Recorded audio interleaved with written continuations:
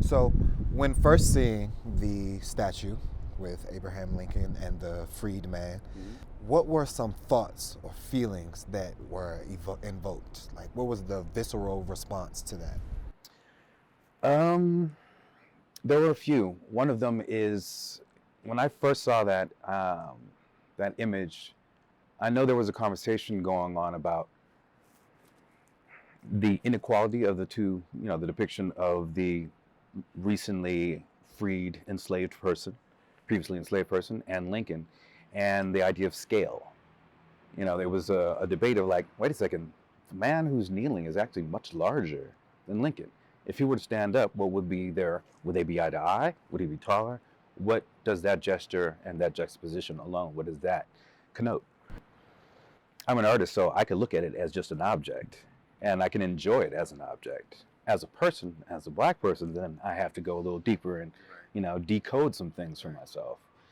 And when I was asked to do a project based on that, the first reaction is maybe, okay, I'm going to remix this thing and create a new object. And then I realized immediately that that would not solve anything. It's just another person's opinion using the same format, sort of trapped in the same language. And much to one of the points that Frederick Douglass brought up when he was talking about this sculpture was that no one sculpture could do all the things that we're asking this to do. As we move forward as a people, as a species, how do we ensure that art maintains its power as a tool in social justice and community healing and education? How do we make sure that it stays so prominent and important? Well, it might sound a bit contentious and contrary to what we're seeing happening right now socially in the US. In my opinion, we're seeing, once again, a sort of binary pushback to centuries of top-down, relatively oppressive, one-sided information.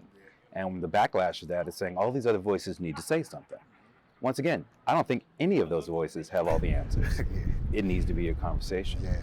And for art to do what it does, we have to make sure that those avenues of communication are open, that we do not censor things that we don't like, but we provide environments where contentious conversations can happen in a constructive manner, not a destructive manner. In your opinion, how much responsibility does an artist have to serve its community or to serve its community? I'm too much of a fan and too romantic about art and creative expression to make a prescriptive formula for every artist or creator to follow. That defeats the purpose to me. But with that being said, I personally believe that intent is important, more important than shock and controversy. Shock and controversy for the sake of shock and controversy, to me, is shallow. If things become controversial, but they are well researched and the intention was to create, some type of constructive dialogue, then I'm all for it. And this is one of the things that art does. It rubs people the wrong way, but it does so for a purpose. Can you tell me a bit about the Wide Awakes and what relationship that has to this project?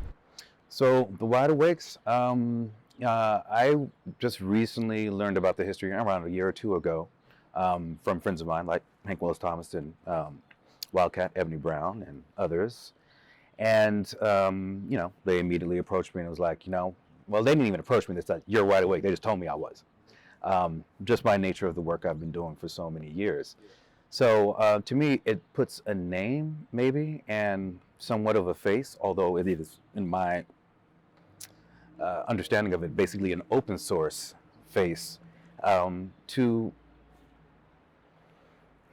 create, to further the dialogue through artistic means, through performative means, through events, through organization, and through, once again, open source, so that it's a worldwide movement. So many people can get involved with this as a source of information that is contrary to the things that we're fed by mass media.